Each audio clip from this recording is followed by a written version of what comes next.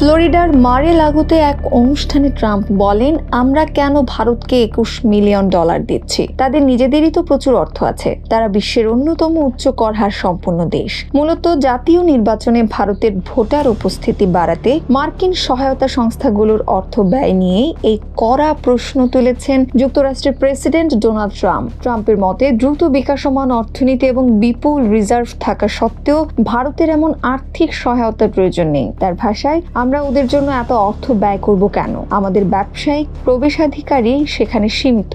ভারতের শুল্ক কাঠামো এতটাই কঠিন যে মার্কিন কোম্পানিগুলোর জন্য কাজ করা দুষ্কর।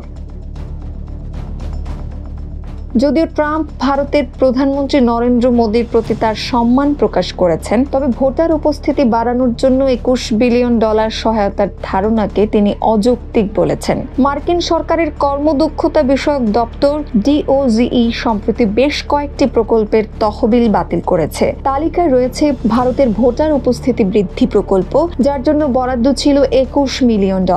DOGE সিদ্ধান্তের পর বিজেপির নেতা অমিত মালব্য এক্স অ্যাকাউন্টেন্ট মন্তব্য করেন, এটি ভারতের নির্বাচনী প্রক্রিয়ায় সরাসরি বহিরাগত হস্তক্ষেপ। এতে উপকৃত হচ্ছে না আমাদের শাসক দল। ভারতের বিরোধী দলগুলো এই ঘটনায় কেন্দ্র সরকারের সমালোচনায় মুখর হয়েছে। তারা বলছে, ভারত সরকার কি নিজস্ব উদ্যোগে ফ্লাইট পাঠিয়ে নাগরিকদের সম্মানের সঙ্গে আনতে পারত না? ভারতের পররাষ্ট্রমন্ত্রী এস জয়শঙ্কর জানান, এই প্রক্রিয়া যুক্তরাষ্ট্রের অভিবাসন ও শুল্ক প্রয়োগকারী সংস্থা ICE পরিচালনা করছে। আইনের ভিত্তিতে নিরাপত্তার জন্য বন্দীদের হাত করা পড়ানো হয়, তবে নারী ও শিশুদের ক্ষেত্রে তা প্রয়োগ করা হয় না। তিনি আরো বলেন, এটি নতুন কোনো ঘটনা নয়। 2009 সাল থেকে 15,756 জন ভারতীয় যুক্তরাষ্ট্র থেকে ফেরত পাঠানো হয়েছে। এর মধ্যে 2019 সালে 2042 জন এবং 2020 সালে 1,889 জন ভারতীয়কে ফেরত আনা হয়েছে। এদিকে পিউ রিসার্চ সেন্টারের তথ্য অনুযায়ী ভারতীয় অভিবাসীদের একটি বড় অংশই অবৈধ।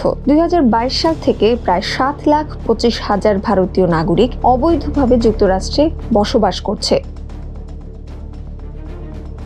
কর্মকর্তারা জানিয়েছেন, অবৈধ ভারতীয় অভিবাসীদের ফেরত পাঠানোর প্রক্রিয়া অব্যাহত থাকবে এবং প্রতি 15 দিন পর পর সামরিক বিমানে তাদের পাঠানো হবে। এদিকে ট্রাম্পের মন্তব্যের পরদিনই 112 জন অবৈধ ভারতীয় অভিবাসীকে যুক্তরাষ্ট্র থেকে ভারতে ফেরত পাঠানো হয়েছে। তাদের মধ্যে সবচেয়ে বেশি 44 জন হরিয়ানা, 33 জন গুজরাট এবং 31 জন পাঞ্জাবের বাসিন্দা। ফেরত আসা অভিবাসীদের অভিযোগ, ভ্রমণকালে তাদের হাত করা পরানো এবং পায়ে শিকল পরিয়ে রাখা হয়েছিল। বিমান থেকে নামার সময় দৃশ্যটি দেখে অনেকেই বলেছিলেন, এ যেন কুখ্যাত অপরাধীদের ফিরিয়ে আনা হচ্ছে। ভারত একদিকে নিজেকে বিশ্ব অর্থনীতির অন্যতম শক্তি হিসেবে তুলে ধরলেও ভোটার উপস্থিতি বাড়ানোর জন্য বিদেশি তহবিলের উপর নির্ভরতা এবং অবৈধ অভিবাসন ইস্যুতে তীব্র সমালোচনার মুখে পড়েছে। ট্রাম্পের কড়া মন্তব্যে দুই দেশের কূটনৈতিক ও অর্থনৈতিক সম্পর্ক আরও জটিল হয়ে উঠতে পারে বলে বিশ্লেষকরা মনে করছেন।